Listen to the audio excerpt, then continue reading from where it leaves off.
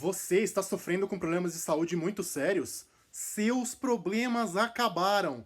Basta obter uma pequena amostra de cocô do seu vizinho saudável e ingeri-la para resolver todas as suas questões de saúde.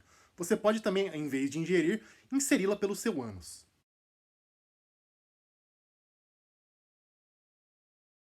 Tá, eu sei que eu forcei um pouco a barra nessa introdução extremamente nojenta, mas eu forcei só um pouco mesmo, porque de fato a gente está vivendo uma pequena revolução médica e nojenta envolvendo o uso de fezes, de derivados de fezes, em especial da flora intestinal, da flora fecal, para o tratamento de uma série de doenças. É uma história bem interessante, eu contei um pouquinho dela numa reportagem que eu fiz para a Folha há pouco tempo atrás, e eu quero contar também um pouco para vocês aqui no vídeo. E essa história realmente tem tudo a ver com a maneira como a gente concebe o nosso organismo, tá? O que a gente está vendo nos últimos anos é que a gente é muito mais do que um organismo humano isolado, que a gente na verdade é um superorganismo, a gente é um ecossistema, né? A relação intrínseca é muito próxima, muito forte entre os micro-organismos que existem na nossa pele, no nosso cabelo, nas nossas vias respiratórias e no nosso intestino, principalmente. E a nossa saúde, ela é muito mais próxima do que a gente imaginava. Tá? Existe casos de parasitismo, lógico, quando a gente pega doenças causadas por bactérias, causadas por vírus, são efeitos desses parasitas sobre o nosso organismo. Só que existe também muita simbiose, muita ação conjunta entre esses organismos que estão no nosso corpo e a nossa sobrevivência. De coisas que vão de absorção de nutrientes, a proteção contra organismos que são realmente patogênicos, né, micróbios que realmente vão causar doenças. Enfim, existe uma infinidade de interações que a gente está começando a entender cada vez mais. E tem uma coisa da vida moderna que bagunça demais essas interações, embora ela tenha uma série de vantagens, que são os antibióticos.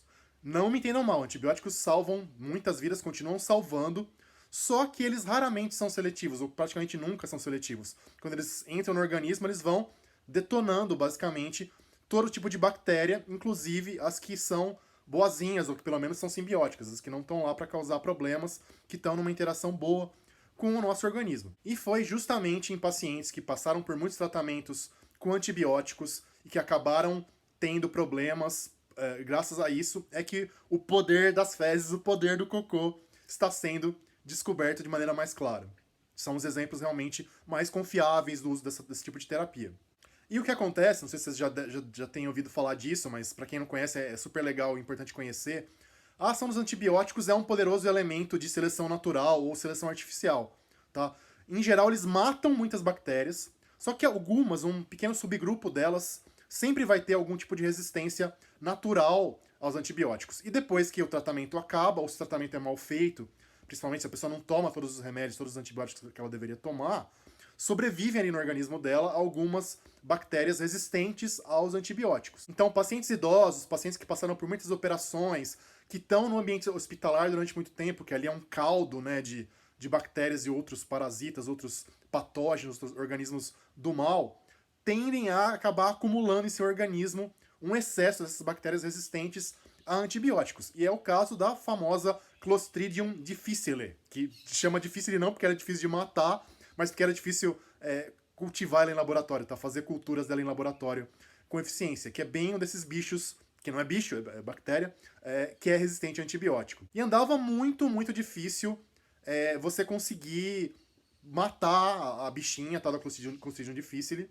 E a gente estava vendo, e continua aparecendo isso, em especial nos Estados Unidos, onde a coisa é mais bem estudada, tá? Casos em que a pessoa basicamente tem uma diarreia mortal, tá? A bactéria ela causa essas diarreias frequentes, 3 vezes ou mais por dia de evacuação líquida, isso acaba danificando o interior do intestino grosso da pessoa, pode levar a hemorragia, pode abrir um rombo, literalmente, nesse intestino, e a pessoa acaba morrendo, tá? Pela liberação de toxinas que essa bactéria faz. E o que ficou claro é que essas pessoas não tinham mais essa comunidade, esse ecossistema de milhares e milhares de espécies de bactérias que as pessoas normais, saudáveis têm no seu organismo, que isso poderia estar por trás do sucesso da Clostridium difficile. Tá? Ela sem competição, sem outras espécies de bactérias para controlar ela no organismo, ela ia se tornando cada vez mais poderosa e detonando mais as coisas.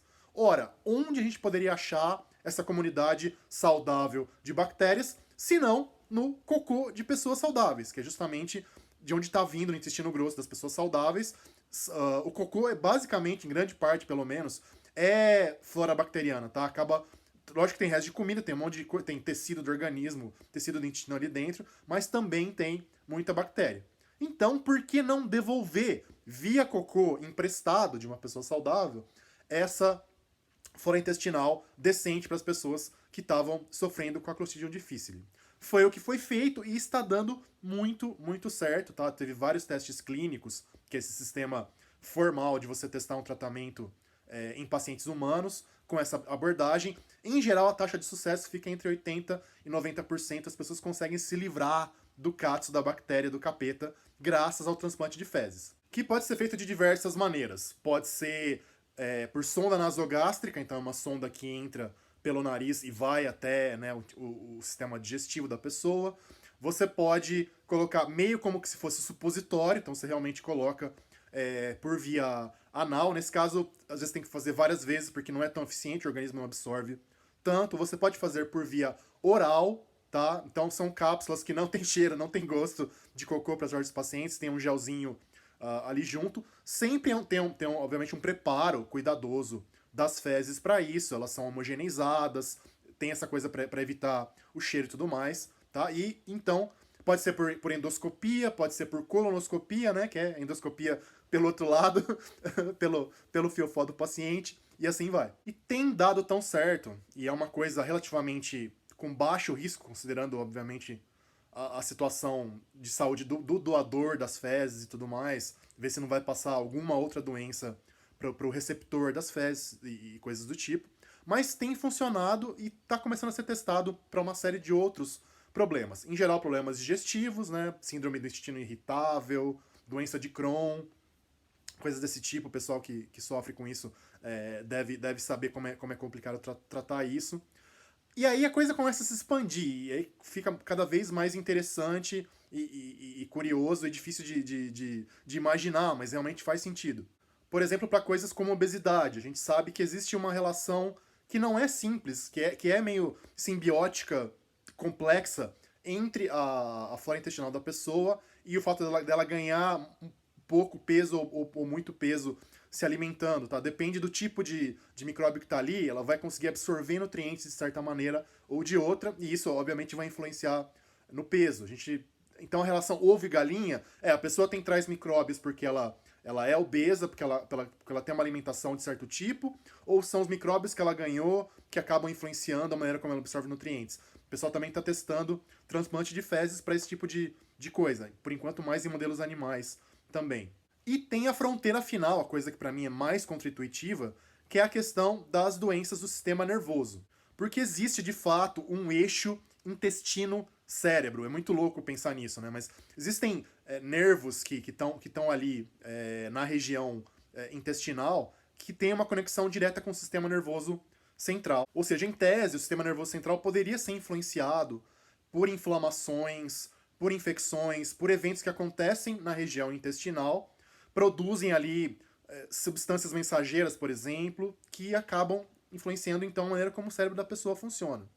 E coincidência ou não, parece haver alguma relação entre problemas intestinais e certas doenças e problemas mentais, neurológicos. A gente não sabe exatamente se é relação de correlação, as coisas só estão ligadas, mas uma não causa a outra, ou se pode ter até causalidade, tá? Coisas como Alzheimer, por exemplo, ou mesmo autismo, por incrível que pareça, tem muitos relatos de pacientes, em especial na infância, com autismo, que têm problemas intestinais meio severos. E aí, qual que é a relação entre uma coisa e outra? É difícil realmente você pesar.